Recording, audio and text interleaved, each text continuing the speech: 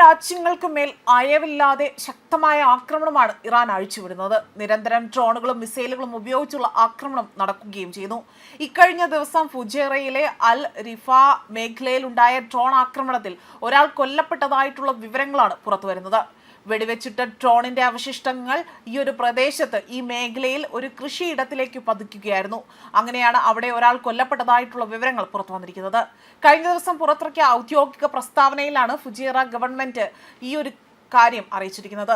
ഫുജേറയുടെ ആകാശ പരിധിയിൽ കണ്ടെത്തിയ അജ്ഞാത ഡ്രോൺ യുഎയുടെ വ്യോമ പ്രതിരോധ സംവിധാനം വിജയകരമായി തന്നെ വെടിവെച്ചിട്ടതായിട്ടാണ് ഇപ്പോൾ അറിയിച്ചിരിക്കുന്നത്. വെടിവെച്ചിട്ട് ഡ്രോണിന്റെ അവശിഷ്ടങ്ങൾ അൽ റിഫ മേഖലയിലെ ഒരു കൃഷിയിടത്തിലേക്ക് പതിക്കുകയായിരുന്നു.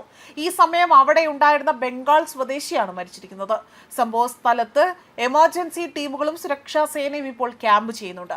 പ്രദേശം നിലവിൽ സുരക്ഷിതമാണ് എന്നും സ്ഥിതിഗതികൾ നിരീക്ഷിച്ചു വരികയാണ് എന്നും അധികൃതർ അറിയിച്ചിട്ടുണ്ട്. ജനങ്ങളിൽ അനാവശ്യമായ ഭീതി പടർത്തുന്ന തരത്തിലുള്ള ഊഹാപോഹങ്ങളും സ്ഥിരീകരിക്കാത്ത റിപ്പോർട്ടുകളും പ്രചരിപ്പിക്കരുത് എന്നതാണ് അധികൃതർ ഇപ്പോൾ കർശനമായ നിർദ്ദേശം നൽകിയിരിക്കുന്നത്.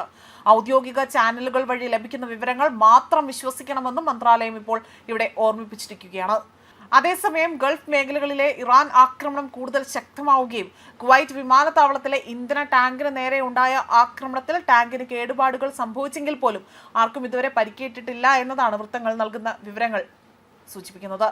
അതേസമയം വിമാനത്താവളത്തിന് നേരെ 5ാം തവണയാണ് ഇത്തരത്തിൽ ആക്രമണം ഉണ്ടായിരിക്കുന്നത്. യുഎയിലെ ഫുജേറയിൽ ഇറാന്റെ മിസൈൽ തടയുന്നതിനിടെ തന്നെ അതിന്റെ അവശിഷ്ടങ്ങൾ ഫാമിൽ വീണുകൊണ്ട് ഒരു ബംഗ്ലാദേശ് സ്വദേശി കൊല്ലപ്പെടുകയും ചെയ്തിട്ടുണ്ട്. ബഹ്റൈനിൽ ഡ്രോൺ ആക്രമണത്തെ തുടർന്നുകൊണ്ട് ഒരു കമ്പനി കെട്ടിടത്തിന് അവിടെ തീ പിടിച്ചു. അതുമാത്രമല്ല സിവിൽ ഡിഫൻസ് തീ നിയന്ത്രണ വിധേയമാക്കിയിട്ടുണ്ട് എന്നതാണ് മറ്റു വൃത്തങ്ങൾ സൂചിപ്പിക്കുന്നത്.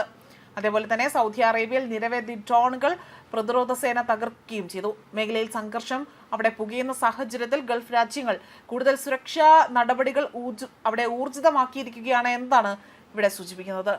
ന്യൂസ് ഡെസ്ക് കർമ്മ ന്യൂസ്.